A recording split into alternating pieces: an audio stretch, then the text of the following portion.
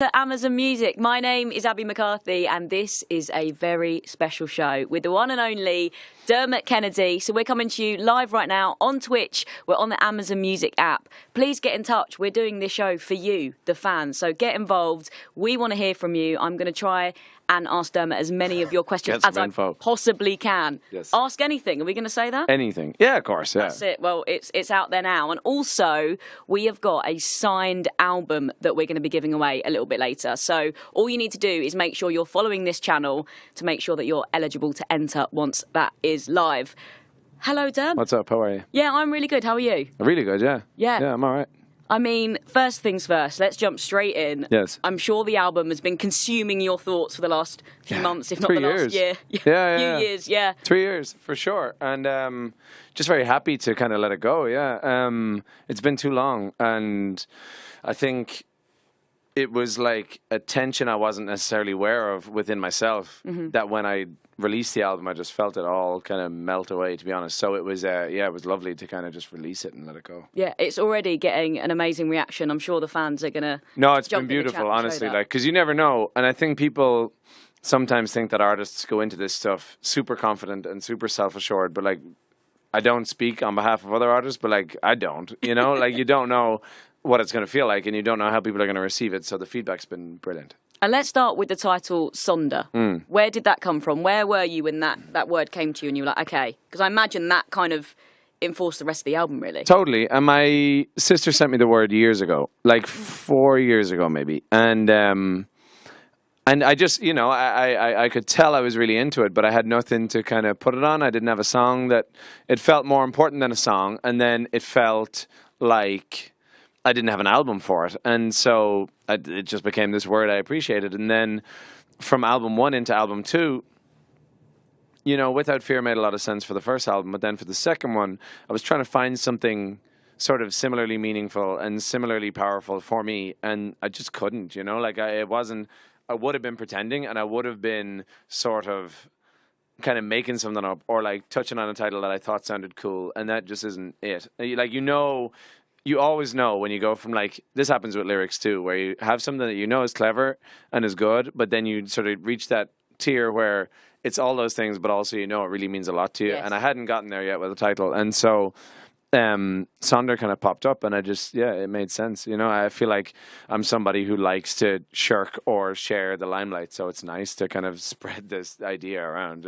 Yeah. And I love the word and the fact that, you know, everyone's got their own different things going on. And I feel like it's made you maybe closer to your fans as well, because you were encouraging them, weren't you, to share their sort of Sonder stories. And it feels like you created this beautiful community through doing that. 100%. And I think with this, it's like, with music, I think artists are always kind of like, we're all in this together, we're all a big family, blah, blah, blah. But it's hard to actually make it feel that way because you play shows and the crowd is like 20 feet away from you and you play these big venues and you don't even see anyone's face, you know? And you can feel the energy, but like you don't get that real connection. And so this idea and this title kind of lets me really, really actually share it with people, I think. And I loved your debut album so much. It was one I absolutely rinsed. But with this one, I don't know, it feels more heartfelt in a way. And there's like some really big, like unifying, uplifting moments on it. Totally. I think I'm trying to have sort of similar emotional depth to Without Fear.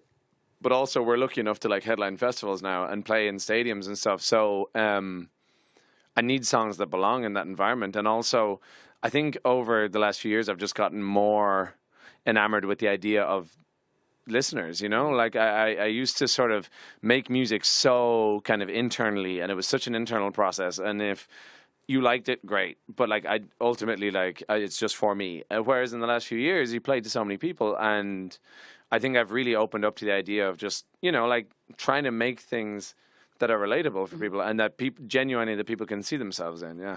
So what do you think you learned when making Without Fear that then helped you when making Sonder? I think I learned that I should trust myself, you know, trust my instincts, because despite kind of being, like, I feel confident as a lyricist and as a vocalist, but also there's no doubting, like, when you get into this world of kind of record labels and songwriters and producers and stuff, you're like, well, do I know best? Like, am I sure? Like, this person who's kind of seen it all before is saying that this song's... And then after the first album, you're like, no one knows. Like, no one knows. People can have good instincts. Some people are supremely talented at, like, finding a song that will work, but also just everyone's kind of guessing. That's how I feel. And so there's no option after all that other than to trust your instincts. Yeah, absolutely. So second album took me to a place where I was a bit more confident, I think. Yeah. So do you feel like, you just trusted yourself a bit more and kind of went with your gut? I want to find out more then about the creative process. One of my favourite things to do is find out how albums came together. Right. So, share everything. I'm sure the fans will love that Totally. as well. Yeah, I mean, it took,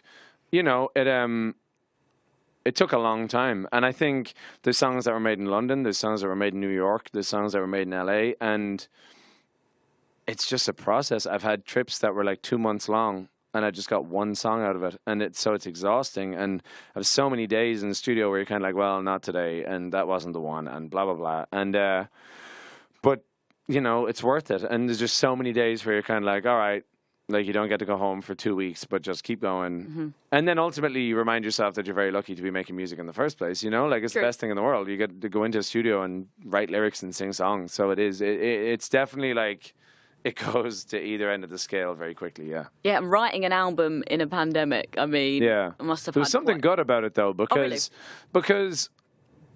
there was a potential scenario where live music wasn't returning for a very long time.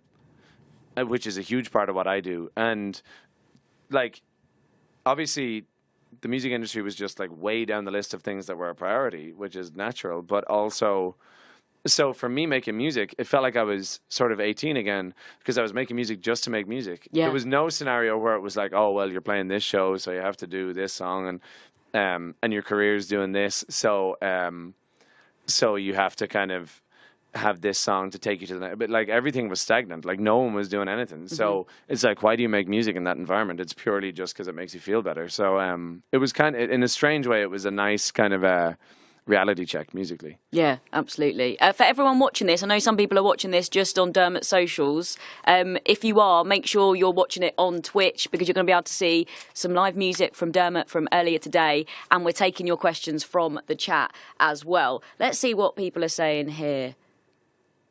This man rocks. Love his busking. Absolutely. I would say that as well. Somebody was asking a meaning for a song earlier. Do you have a favourite track from the album? I'm sure you have a few.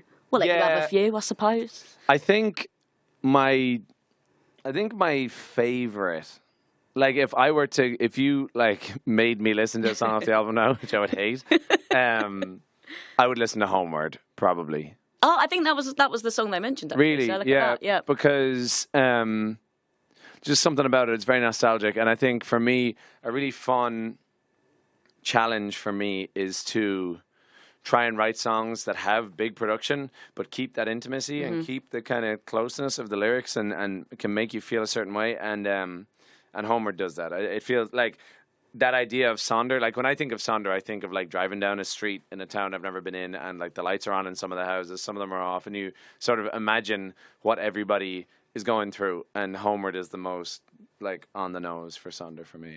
Yeah, I love it when you hear a song and you can kind of picture the scene. I can imagine like small roads, you kind of drive past, I live inside it. For sure. All of that stuff. Obviously, you were busking earlier today. People showing some love to that in the chat. Do you still feel really connected to busking? Obviously, that was kind of where you started, wasn't it? Out in Ireland with his guitar, trying to get people to listen. But sure. how is it now doing it? With doing it so now? much further, on in your career. It's very different, obviously. I mean, like, because people actually show up just to hear me play, which is not what I was used to. And can imagine, yeah. Yeah, and so, it's a very different thing. But also, I mean, I definitely don't go up there and be like, oh, I've achieved so much. Like, I feel so confident. Like, not at all. Like, I definitely feel I would potentially get more nervous for those ones than, like, huge shows. Really? Yeah, definitely. Because I think as well, when you're like, oh, like, look at me, I'm playing arenas, but I also play in the street. It's like, well, you better be really good when you play in the street. That's true, yeah.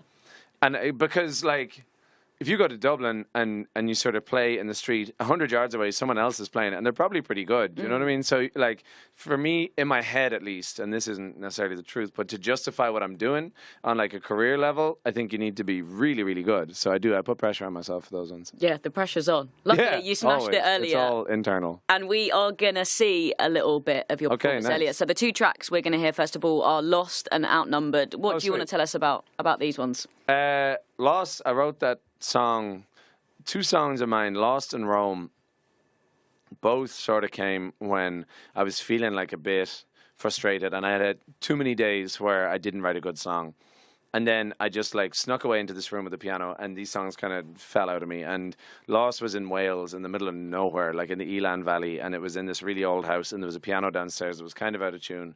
And I wrote this song, and it just kind of showed up. It's the most beautiful thing. It really is. Like when you just go from having nothing to having something you really care about, it is magic. But Lost, I care about that one. I think I have a lot of songs where you can tell it's sort of about me trying to convince somebody that they're amazing, you know? Sometimes I'll step away from the mic to get the crowd to sing just for the fun of it, but also, like with that one, it's like if only you could see yourself in my eyes, you see you shine. Like I just want people to say that about themselves. You know what I mean? So that one, that's kind of where that comes from. And then Outnumbered is just kind of about trying to care for somebody from a distance, I guess. Yeah. I feel like that one is like mine and my songs friends. Like me and my friends who sometimes struggle a bit with anxiety. It's like that's our song to each other. Like right. We're always going to have each other's back, and it probably connects with so many people watching as well. So let's have a little look at your performance from earlier on.